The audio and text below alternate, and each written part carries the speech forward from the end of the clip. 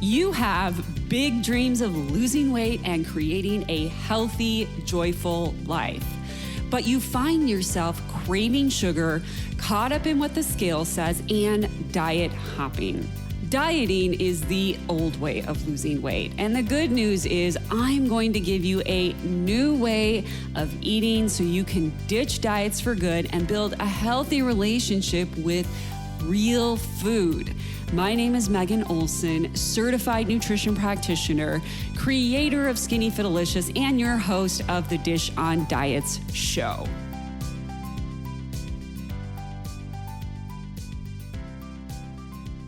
Hello, friends. Today we're talking about fixing your relationship with food. This will probably be the most ignored podcast, but it's probably the most important one in your journey. And before we get to the meat and potatoes of what we're going to talk about today, I just want to remind you every month from March of 2024 through December of 2024, I'm picking a cookbook winner. So you get a chance to win my cookbook, the low calorie cookbook. All you have to do to enter for your chance to win is to leave a 5-star rating and review of this podcast on Apple Podcasts. You just go to the Apple Podcast app, click on the thumbnail for the Dish on Ditching Diets podcast. You'll click on my face, scroll all the way to the bottom where it says ratings and review, and that's where you leave your ratings and review. Every month, there's only about 3 to 4 people typically that leave ratings and reviews. So pretty good chance that if you leave a rating and review that you'll win.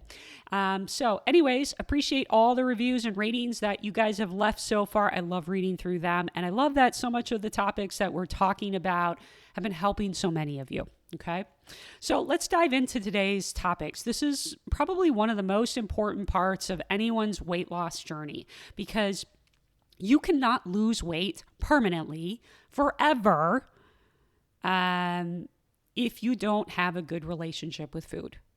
Because you don't lose weight and miraculously just have a good relationship with food.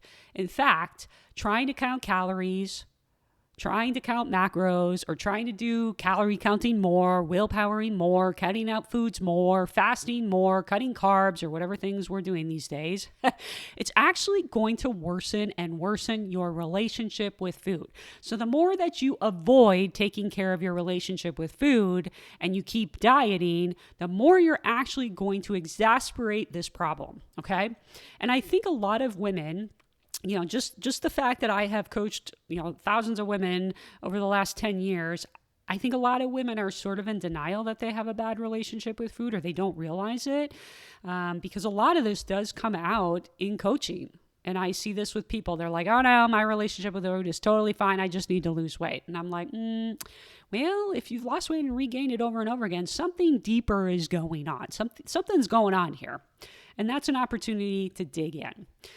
And so a lot of people just will say, like a lot of experts like me, you may hear them just kind of say these things like, well, just fix your relationship with food. And I don't think that's particularly helpful, right? I mean, like if you've been struggling with your relationship with food, what are you supposed to do with that? Like, how do you fix your relationship with food? So today, I'm actually going to share with you some tactical ways to do this, how you have a great relationship with food and how you can make your relationship with food much better. And we're going to get more into that today. But before we get into the tactics, let's discuss further why this matters so much. So often when I work with a client, I will tell them in their consultation that we need to work on their relationship with food. We need to learn how to eat all foods in balance, learn how to make peace with food.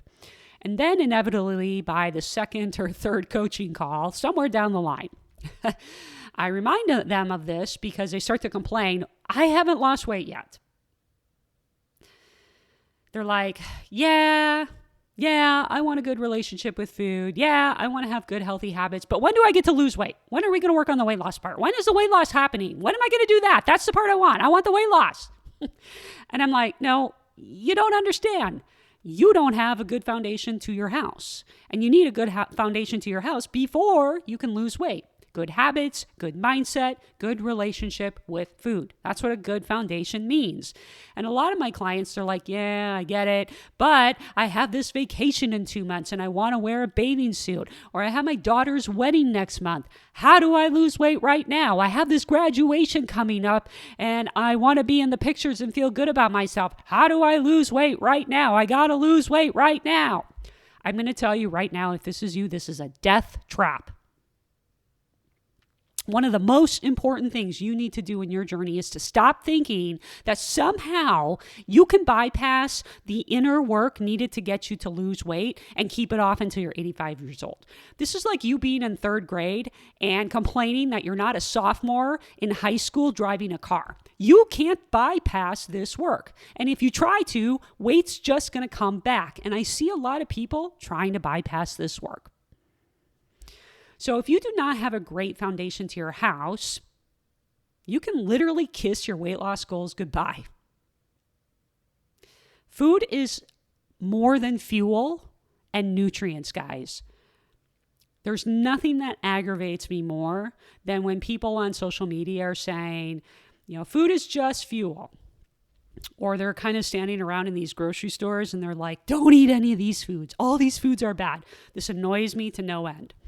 I mean, are those people not going to kid parties or kid birthday parties or celebrating holidays or going on vacation, going to the movies, going out with friends? I mean, do they not go out on date nights, never eat ice cream with family and friends?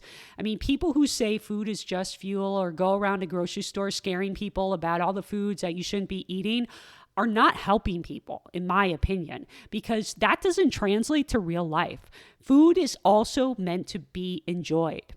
And these people who shoot these videos saying, this food's bad, stay away from this, be scared of this ingredient, don't eat this, don't eat that, they, in my mind, have either a terrible relationship with food that you don't get to see on social media, or they have never worked with thousands of clients like I have, and other people like me, and realize that just telling people food is fuel is never going to help people change their behavior. It's far from helpful. It only creates more fear, more restriction, and more likelihood to binge. These people haven't actually worked with people and coached people to know how hard it is to change habits and behaviors. So when someone comes to a consultation with me and asks me about how my coaching works and what I'm going to work on with them if they were to work with me, they're usually very curious because they know I'm not going to just hand them a meal plan, and I don't give out lists of bad foods for them to stop eating. So generally, women are very curious, like, how does this work, Megan? And I tell them, look, I give my clients guidelines around food and a framework around meals, how to build balanced meals to help them reach their fat loss goals, and also achieve freedom and peace around food. One of the most tactical things you can do for your fat loss goals is not necessarily just eating healthy or focusing on calories or protein or fiber or steps or exercise. For a lot of you, one of the most tactical things you need to do to lose fat and keep it off forever is to mend the horrible, terrible relationship you have with food. We all know weight loss comes down to a calorie deficit. This is not news. And the thing is that telling somebody, you just need to be in a calorie deficit is not helpful. I have a whole podcast where I talked about that. And the other thing is that being in a calorie deficit, losing weight, changing habits, none of that's easy. Why is that not easy? Because you're constantly thinking about food all day. Once you stop eating, you feel like you can't stop. You think about how you binged last night, how you have to start over every Monday. You feel completely out of control around food. You feel guilty or anxious about food. Going out to a meal or a restaurant, you think you wrecked your progress because you ate something less nutritious. Eating something less nutritious without thinking that it wrecked your progress is something you can't do right now. You don't ever feel like you're not restricted and deprived unless you're binging. You have days where you feel like, what's the point? Why bother doing this? What about food noise? You probably have a lot of that too. The mental noise around food is so loud. And the more you diet, the more that you try to change your habits, the louder the noise gets. Does this sound familiar? Because if this is the case and this is you, the number one thing you need to do right now is fix your relationship with food. We won't put fat loss before that or on top of that. That is not how this works, gang. I will tell you that right now. If you do not fix your relationship with food, you will not reach your fat loss goal and keep it off forever. I am not here to just tell women over 35 how to lose weight. I'm here to get you out of the diet culture BS that you have been trapped in your entire life. I'm here to help you break the cycle of passing this diet stuff on through the generations in your family that maybe your mom struggled with and your grandma struggled with. I care about fixing that, and that starts with you fixing your relationship with food. You cannot have the thing that you want without doing this first. This is a prerequisite. You want fat loss? Great. You want to feel comfortable in your body, more confident, fit into all your clothes? I love it. I'm here for it. You want to keep weight off forever? Be stronger, learn how to eat healthier foods and make it easy, but also enjoy less nutritious foods without feeling guilty. Have good habits for life that you can pass down to your kids and grandkids. I'm here for it. I'm all about it. You want to be able to enjoy yourself and have peace around food? You can't do any of those things, guys, without a healthy relationship with food first. Dieting more, calorie counting more, cutting out certain foods, finding a new diet or exercise program, just seeing the scale go down does not give you any of that. It doesn't fix any of that. Think about it this way. How crazy would it be if you had a friend and your friend was like building this dream home? And your friend was like, oh my God, the builder said it's going to take 6 months to build the foundation of this house. And it's going to cost another $100,000. And your friend says, you know what I told the builder? I told the builder to forget about it because I'm ready to move in the house right now. I want to move in that house as soon as possible. I don't have 6 months. I can't wait 6 months. What would you think about your friend? I'm guessing you would think your friend is crazy, right? I think the same thing when people say they're going to fix their relationship with food later, after they lose weight. I'm like, you're crazy. It doesn't work that way.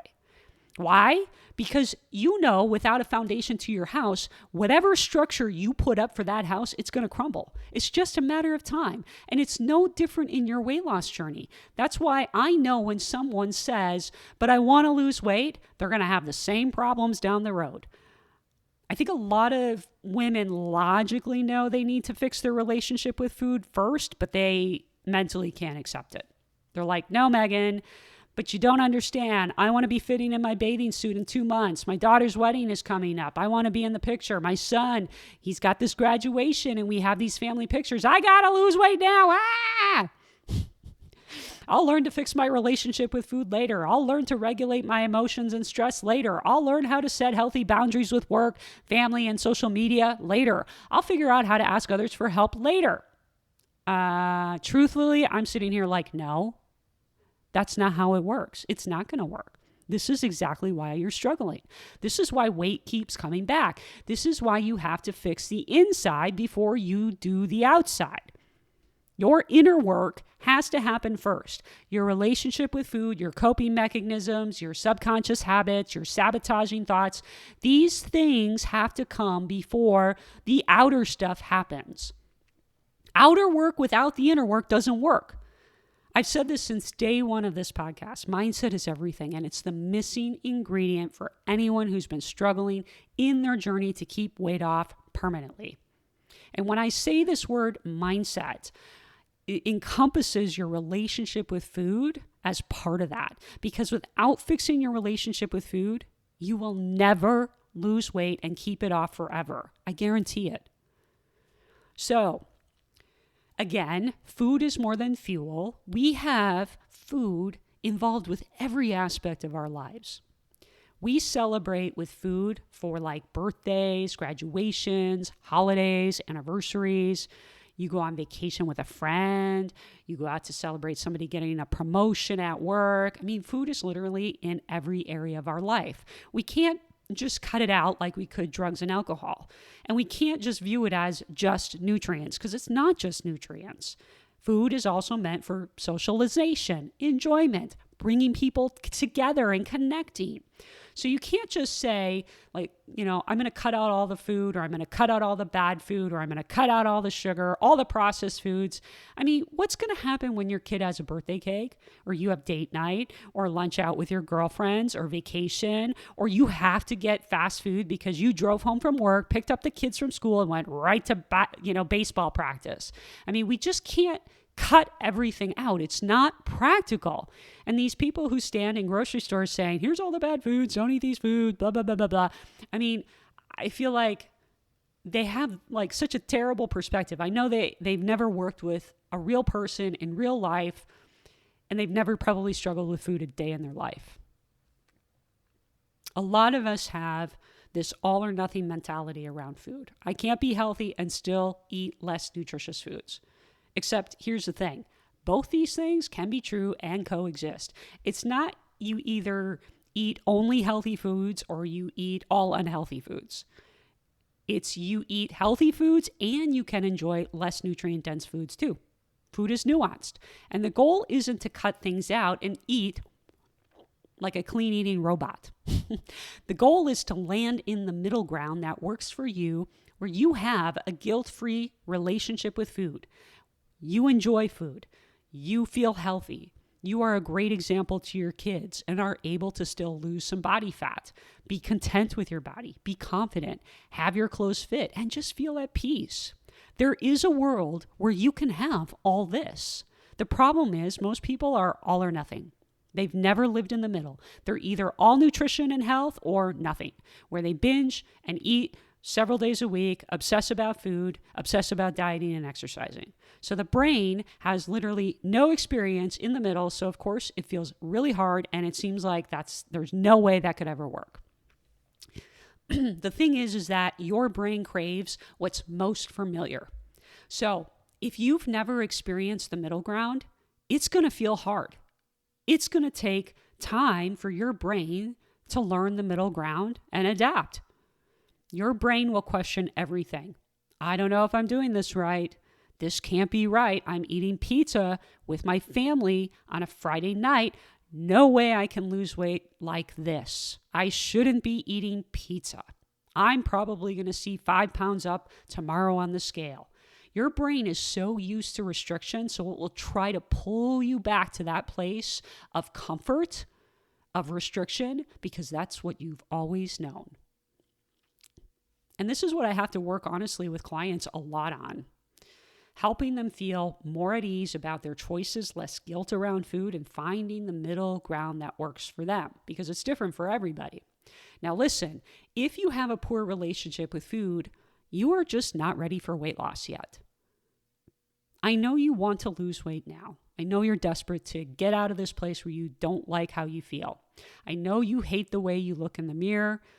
You don't feel comfortable in your body. You're uncomfortable in your skin, in your clothes. But the problem is that's not enough of a reason to justify doing things in the wrong order. You skipping over your relationship with food is the thing keeping you stuck. You have to learn how to fix your relationship with food without guilt and have peace. You have to earn the right to lose weight first by building a foundation to your house. Just like a home builder does not have the right to put up the walls, doors, and windows of your house until the foundation is laid. It's a waste of time, energy, and money if you are not willing to put a pause on weight loss and fix your relationship with food first.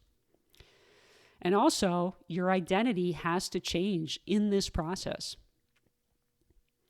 You have to become somebody who says, I'm going to do this the right way so I can actually keep this weight off forever. Because if you rush weight loss, I'm just going to do this as fast as I can. I just got to get this weight off, yada, yada, that whole thing. You're just going to keep struggling.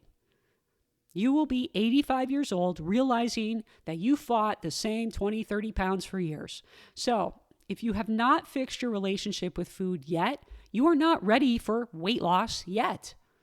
And that's just the bottom line. So Here are 4 tactical things you need to do to start working on your relationship with food. Number 1, stop labeling foods as good or bad. You need to realize that labeling foods is getting in the way. Words have meaning. Words carry emotions and beliefs, and words matter. Let me put it to you in a very blunt way that you will see how impactful words are on relationship. So, for me personally, I love to drink sparkling water. So it's pretty common for me to say to my boyfriend, "Hey, honey, can you get me a sparkling water from the fridge?" Right? Pretty normal, right? That's how I ask him. Now, let's say, instead of saying it that way, let's say I asked him this way. "Hey, asshole, get me a sparkling water from the fridge." I don't even like saying it that way because it's so yucky, right? But imagine if in real life you did that to your partner. Don't you think over time this would have a negative impact on your relationship with your partner? It might ruin your relationship. It's no different with food, guys. This means in weight loss, when you use words like good, bad, unhealthy, healthy, weekday food, junk food, high sugar food, too much sugar food, you're instilling a bad relationship with food. Just like what would happen in a relationship with another person. Your words over time change your subconscious beliefs and actions. Have you ever heard the saying, if you tell a lie long enough, you start to believe it? A great example of this is Hitler, World War II. So a lot of people have questioned over the years, like, how did they get to a place in Germany where so many Germans believed what Hitler was saying and followed him?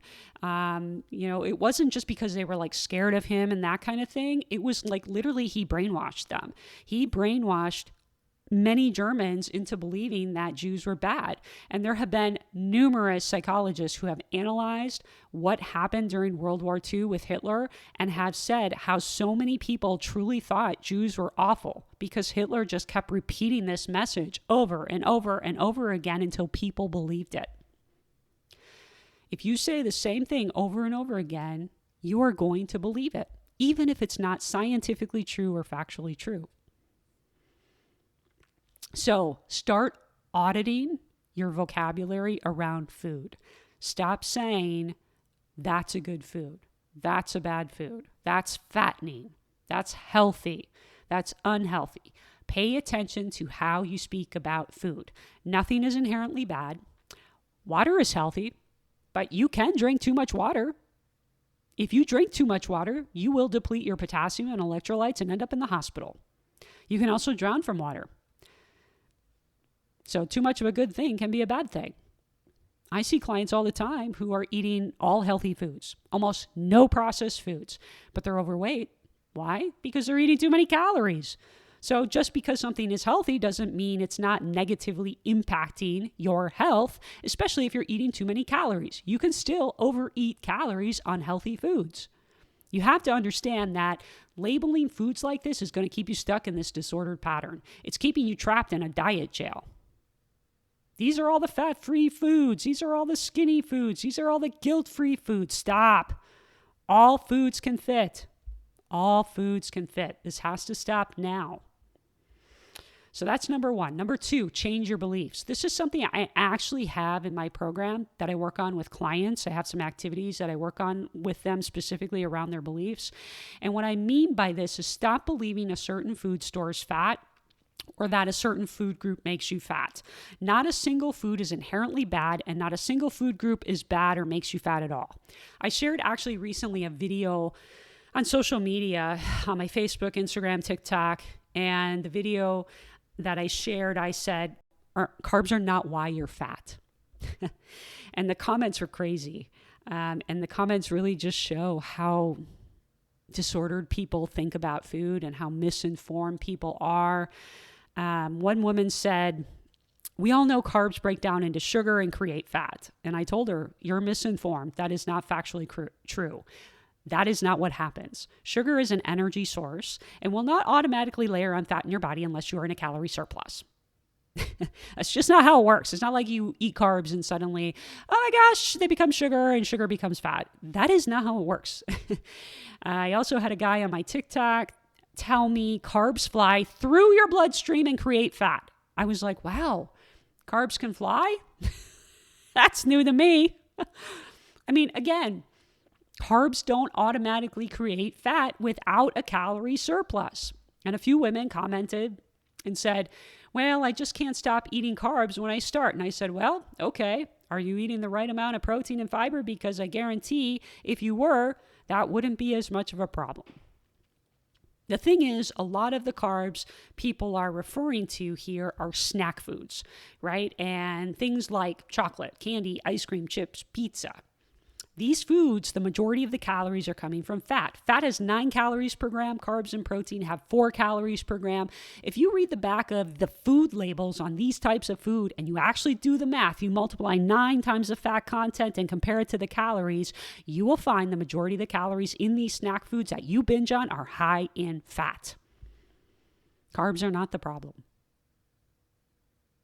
Most people are eating these foods that taste really delicious and are easy to overconsume because they have a high concentration of fat. And then the fat is combined with sugar and salt, tastes really good, never keeps you full, but it's really the fat that's driving up all the calories, creating the calorie surplus. So when somebody says, I cut carbs and lost all this weight, right, because you cut out the snack foods that are really high in calories from fat that are easy to overeat. It's not because carbs fly through your bloodstream and turn into fat or that sugar layers on the fat. I mean, seriously, I don't know where people come up with this nonsense. And remember what I said earlier? You tell a lie enough, people will believe it. A lot of people say these things about carbs on social media and about sugar, but it's simply scientifically and factually not true. These people are doing it for marketing and to sell you something. I hate to say it, but that's the world we're in today. So here's the thing.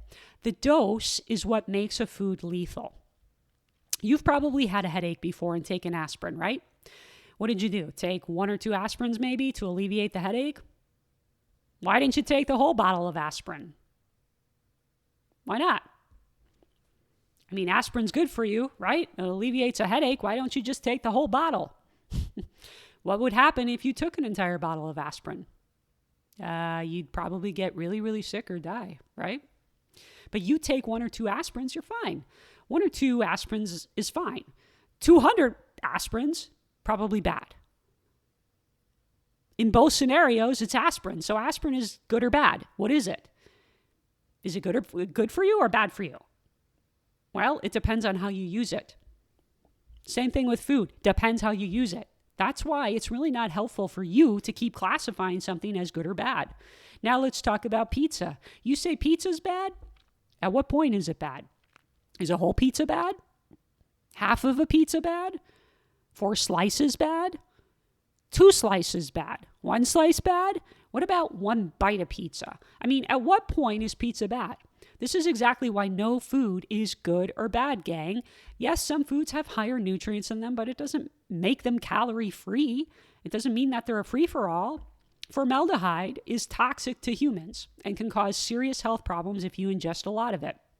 Guess what has formaldehyde? Apples, pears, bananas, spinach, carrots, almonds, a lot of foods. Not just those foods, a lot of foods. But they have a very trace, small amount of formaldehyde in them. You would have to eat like such a ridiculous amount of these foods to ever reach the toxicity level. But we don't sit around worrying about this stuff. Do you avoid these foods because of the formaldehyde? The little itty bit? No, never. So if you live in the land of believing that when you look at bread, you just gain weight and store fat, it's complete nonsense, and it's a lie you're telling yourself. Or if you live in the land that certain foods are good, this is something that is not helping you. It's actually keeping you stuck. And this is my issue with a lot of the conventional diet programs out there. Weight Watchers, I'm just going to pick on this as an example, but Weight Watchers tells people, here's the list of your guilt-free foods. Here's the 0-point foods. You can eat as many of them as you want. So Weight Watchers is literally telling you that you can go binge on these foods. And their point system also sort of punishes you for eating foods that are higher in points. So then people are like, well, I don't want to eat those high point foods. There's too many points. It's taking up too many of my points. So Weight Watchers, in my professional opinion, creates an unhealthy relationship with food for many people. Telling people this is all your free for all food is not okay. It's promoting a disordered eating behavior. Just because it's a high quality food doesn't mean you can binge on it. All calories still matter, and no food is good. No food is bad. No food is fattening or guilt-free. You can literally eat table sugar and still lose fat in a calorie deficit. And now I'm not saying you should eat junk food in a calorie deficit and eat all processed food all day long. I'm not saying that. I'm saying all foods can fit. Yes, you could eat Pop-Tarts and Twinkies and chocolate in a calorie deficit and lose body fat. But you're going to be hungry. You're going to be starving. You're not going to be getting the protein your body needs to build and retain muscle and stay full. You're not going to be getting vitamins and minerals. Your energy is going to suck. Your digestion is going to be off. You're probably going to be constipated because you're getting no fiber. You're going to feel like crap. Would you lose weight? Yes, because you're in a calorie deficit. So, bottom line is change your beliefs because they're keeping you stuck. So that's number 2. Number 3, you need to change the meaning and emotions you assign to certain foods. People who struggle with their relationship with certain foods tend to apply morality to food. They say, I'm good because I ate a salad, or I'm bad because I ate birthday cake and pizza. I mean, think about this. Does eating a salad make you a good person? Because I know plenty of bad people who eat salads. Does eating birthday cake make you a bad person? You get what I'm saying? Like, there should not be a moral standing with food. You should not be making moral assignments to your food. If you look at foods like candy, pizza, chips, chocolate, ice cream, brownies, and you immediately feel guilty, anxious, or think restriction, this is a big red flag. You should never feel guilty or anxious if you ate some of these foods or if you ate a brownie. When you should feel guilty is if you ran over your neighbor's dog, but not with food. If you have all these kind of negative reactions and negative emotions around food, there's a big problem here. And dieting isn't going to fix that problem. And likewise, you should not feel like it's a free-for-all around nutrient-dense foods. Like, I'm such a good person. I snack on almonds all day and I eat my broccoli and apples. I'm not like those dieters you talk about, Megan, who struggle with food. I'm a good person because I eat all good foods. You should not put yourself on a pedestal just because you eat healthy foods, because what happens down the road when you eat a brownie or when you eat pizza or when you eat too much ice cream, what's going to happen? You're going to feel like you screwed up. You're going to feel defeated. You're going to say, why should I even bother? I messed up. I failed. My life is over. Let me start over Monday. And now that I'm starting over Monday and I'm not allowed to have these foods ever, I'm going to eat as much as I can so I can get them out of the house, get them out of my system, so I will never want them anymore. Then you get back to your clean eating on Monday and the whole cycle happens again somewhere down the line. You know? You need to change the meaning and emotions that you assign to food because it affects your actions and your habits. Okay? So, number 4, this is the last one. You have to change your actions, which means that you need to stop restricting, stop depriving, stop cutting out foods you like. Unless a food is rotten or you're allergic to it or you don't like it or it hurts your body in some way, then there is no reason why it cannot fit into your diet if it's something you enjoy. And sometimes what people do, and I've seen this with clients, is that they do change their language and their words and they stop calling foods good and bad, but they only do that and they stop there. And you can do that, but if you keep restricting and depriving foods, nothing's going to change. Your actions haven't changed. Your words have changed, but your actions haven't changed. And the thing is, your actions need to change along with your words and beliefs. If you never allow yourself to have certain foods, it's going to cause you to continue to struggle with your relationship with food. And something I talk to clients a lot about is their restrictive behavior patterns. A lot of them were taught certain foods were bad growing up, or that these foods in particular were bad, or these are special occasion foods, or you can only have so much of this food because it's fattening, or you need to earn a food. A lot of them are brought up with these type of mentalities. So someone will tell me, I know ice cream isn't bad, but I'm still binging on this food. And I say, well, how many times a week are you practicing including ice cream on your plan? You've got protein on your plan. Why isn't ice cream there too? And they will, try not to put it on the plan because they'll say, well, Megan, I always overeat it every time I eat ice cream and I'm trying to lose weight. So if I'm trying to lose weight, I can't have it on my plan. This is an example, guys, of an unconscious restriction, an unconscious habit. And this is why you have to change your actions and become more aware of what you're doing. You actually have to, in this fixing your relationship with food part, you have to practice eating foods that you typically eat out of control or that you're scared of eating. This is part of healing your relationship with food. And if you don't do it, you're still going to end up on this binge and restrict cycle forever. I mean, if you're used to restricting, demonizing food and getting rid of food and depriving yourself, then it is going to feel really weird incorporating these foods into your day-to-day life. But you have to face your fear to literally get over your fear.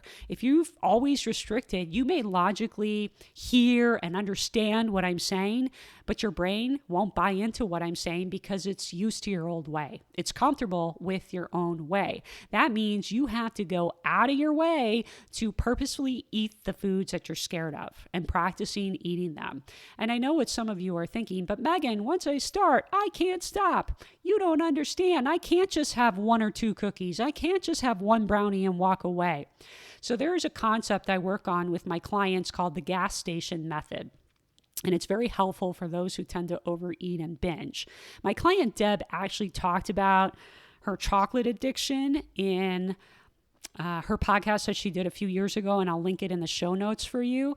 But that podcast episode where Deb talks about her chocolate addiction and how we fix that relationship with food, it's the same concept. So I'm not going to go into the path, I'm not going to go down the path of teaching you this concept today because this podcast is already a little long, but you can go listen to what Deb has to say and it'll give you an idea of what you need to do. The problem is your brain is used to the all or nothing. The binge, the restrict, the binge, the restrict. You binge, then you feel guilty, then you try to restrict more, which leads you to more binging, more feeling guilty, more restricting, and it just becomes a vicious cycle. So restricting more is never the answer. You enable restriction, you get restriction. You don't get freedom and peace from restricting and doing weight loss more. And I will tell you that weight loss is much easier when you fix this stuff first, which is why I say this is the prerequisite to losing weight. You can't do them out of order. I mean, think about if you offended your partner, would avoiding them fix the relationship with them? You're just not going to talk to them. You're just going to avoid them. Absolutely not. It's not going to fix the relationship. The issue doesn't go away if you just don't talk about it. You might, stick it under the rug, but it's always going to resurface. And it's no different with food. You can keep restricting, but it's always going to come back and bite you in the butt. You have to face the issue and stop avoiding it. Most people lose weight under restriction and chaos, and then they feel even more deprived and horrible after they've lost all their weight. They lose weight, all their weight, and now they have all this mental noise about keeping up with a restriction to keep the weight off. This is exactly why we don't lose weight before we fix our relationship with food. It is a recipe for disaster. And this is why you have to be really careful in your weight loss journey. And this is also why I don't allow clients to focus on weight loss until I feel they're mentally in a good place with food and mentally in a good place with their mindset. They have to have a good foundation with their mindset, a good relationship with food, good self-talk. A lot of people, I think, try to skip this part because they're in a rush to lose weight. They skip this part because they're impatient and want weight off right now. But I'm telling you that if you keep doing that and you keep going around on this diet merry-go-round, you are not going to get what you want. If you want true freedom and peace, You have to do things differently. A lot of people do this stuff out of order and they keep dieting, and it just exasperates a lot of the problems that people have. You have to do the scary thing, the thing that you've been avoiding. My client Sharon was on this podcast back in January, I think, and she talked a lot about the mental freedom and peace she got from our coaching. I think a lot of you would really want that. I get messages and emails from a lot of you guys who listen, and a lot of you say you want this. So why are you avoiding it? Why aren't you doing the scary thing? That's the question you need to ask yourself. So Sharon, she talked about this. Also, I've had many other clients on this podcast. My client Addie, Deb, Karen, Nancy, Terry, those are just a few clients that come to mind off the top of my head. And yes, I remember every single client I've ever worked with. So every one of these client stories should tell you that what I'm telling you works. But it's up to you to do the thing that scares you and to fix your relationship with food. It's up to you to get the help you need if you can't do this on your own. Or you can just stay the same. Those are your options. I'm not judging. I'm just saying these are the options and you get to choose. I know from working with over 1,000 clients at this point over the last 10 years, I know that the biggest thing I hear from clients is they get to a point in our coaching and they say to me, they're so much more relaxed about losing weight. They're like, the weight's going to come when it comes, but they get so much mental freedom and peace because we fix their relationship with food. We fix their mindset. And because we do that, there's just this huge weight lifted off of their shoulders. And they start to tell me stories about like how they, go out to a restaurant with their girlfriends, and they'll hear their girlfriends talking about all these wacky diets they're doing. And they're like, oh my God, that used to be me. Looking and searching for the next quick fix or easy thing to lose weight. That used to be me. And they just shake their head. They're like, I can't believe how messed up I was. I'm so thankful that I'm not in that place anymore. And these are clients who have not gotten their dream body yet. They haven't lost all their weight yet, but they're telling me these things. And I think that for a lot of women who struggle with their weight and food, this would be like 80% of it for you right here. If you could get this part down, the rest of it, the being in a calorie deficit, the losing the rest of the body fat you want to lose, getting stronger, right? All that stuff, it's going to come so much easier. There's not going to be so much friction with weight loss and the foods that you choose to eat when you start to do these things. But it's going to take you getting real with yourself, getting honest and saying, can I actually do this on my own? Am I avoiding doing the scary thing? Sometimes you need to jump in with both feet, even if you're not sure of how things are going to go, and you have to trust the process. I tell a lot of my clients that, trust the process. Trust that I'm going to help you get to where you need to be. Okay? Well, ladies, that's everything I got for you today. I hope that this conversation was helpful. I'll talk to you soon. Hey, if you enjoyed this podcast, you have to come check out my free weight loss class. It's the 5 steps to lasting weight loss, how hormones impact weight loss, and the truth about lasting weight loss without relying on willpower, workouts, or deprivation. Click the link in the show notes to watch that free class today. And if you are a woman over 35 with 20 to 50 or more pounds to lose, schedule a free weight loss breakthrough session with me after you watch that class. And let's talk about your 20 to 50 or more pound weight loss plan.